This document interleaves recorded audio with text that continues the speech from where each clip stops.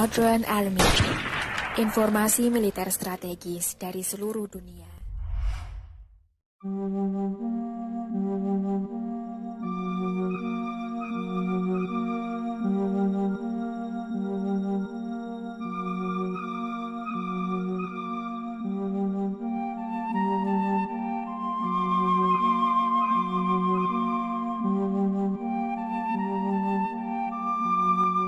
Di era tahun 60-an, Indonesia merupakan negara dengan persenjataan yang terkuat di bagian selatan bumi ini.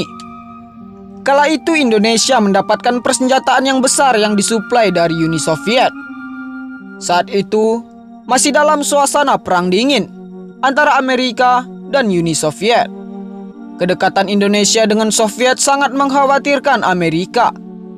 Amerika menganggap bahwa pembangunan militer Indonesia adalah ancaman bagi Amerika dan sekutunya, seperti Australia dan pangkalan AS di Filipina.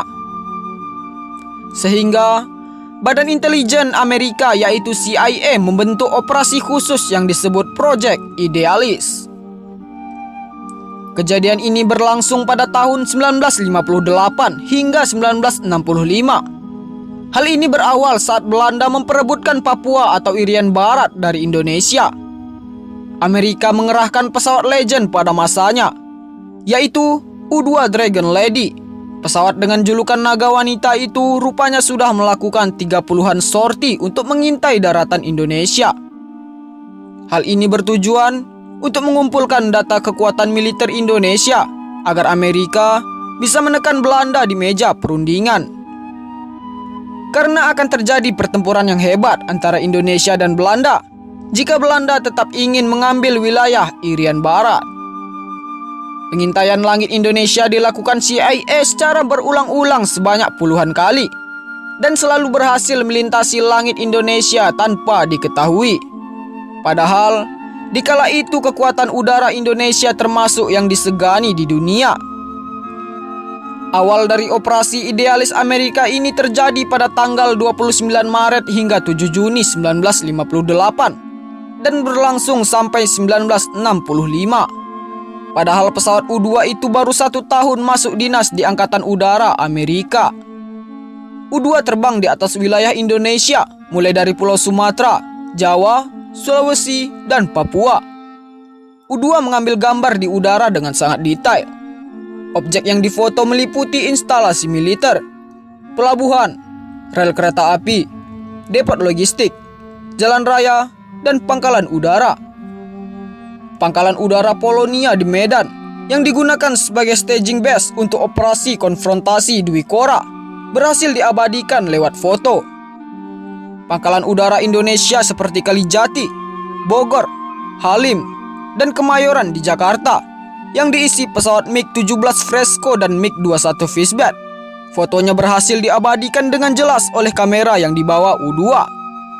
Sementara itu pangkalan udara Iswahyudi di Madiun, Jawa Timur, yang merupakan sarang pesawat heavy bomber Tupolev Tu-16, juga berhasil diabadikan.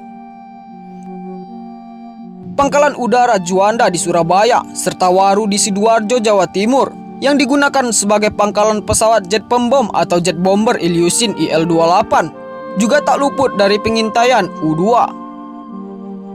Tak hanya itu, U-2 juga memotret seluruh situs rudal SAM S-75 yang mempertahankan wilayah ibu kota Jakarta. Bahkan foto-foto kompleks tempat pelatihan kru rudal S-75 di Pangkalan Auri, Bandung tak luput dari jepretan foto dan berhasil dikoleksi lengkap.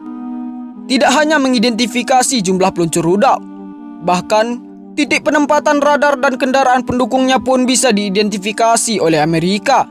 Amerika memang menaruh perhatian pada rudal S-75 Vina, karena pada masa itu hanya digunakan oleh 2 negara di luar Uni Soviet, yaitu Mesir dan Indonesia. Untuk misi pemotretan, CIA menggunakan U-2 dan satelit KH-11 Skyhole. Para pilot U-2 yang mengintai di langit Indonesia melaporkan bahwa tantangan operasi di wilayah Indonesia sangat besar, bukan karena pertahanan udara Indonesia, melainkan karena cuaca. Oleh karena itu, untuk mengambil foto instalasi militer Indonesia, penerbangan rahasia ini bukan hanya beberapa kali, tetapi berkali-kali untuk mendapatkan hasil foto yang bagus. Kondisi kelembapan tinggi yang menyebabkan penerbangan U-2 dapat menimbulkan jejak uap air yang disebut contrails pada ketinggian di bawah 60.000 kaki, yang mengakibatkan terbentuknya jejak garis awan.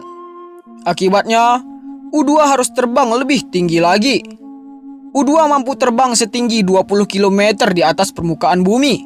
Semua pesawat yang dimiliki AURI pada masa itu, termasuk pesawat intercept terbaik pada masanya yaitu MiG-17, tidak ada yang dapat menjangkau U-2 Dragon Lady. Keberhasilan Amerika yang mengabadikan instalasi militer Indonesia dengan foto yang sangat detail, boleh dikatakan bahwa Angkatan Udara Republik Indonesia kala itu seperti ditelanjangi oleh pesawat U-2 yang berjuluk Naga Wanita ini. Walaupun U-2 ini sangat hebat, namun pesawat U-2 pernah ditembak jatuh oleh rudal S-75 Soviet. Lalu kenapa S-75 Indonesia tidak dapat menembak U-2? Jawabannya adalah pada masa itu, rudal S-75 Indonesia merupakan versi awal dari S-75 milik Soviet. Maka dari itu, Soviet berhasil menembak U-2 milik Amerika. Penggunaan pesawat ataupun drone untuk kegunaan pengintaian dan penunjuk titik sasaran menjadi peranan penting dalam perang di zaman sekarang. Jika di zaman dulu saja instalasi militer bisa diintai dan difoto dari atas, bagaimana di zaman sekarang? Dengan markas-markas militer yang bertuliskan sebuah nama batalion ataupun kesatuan. Mikir.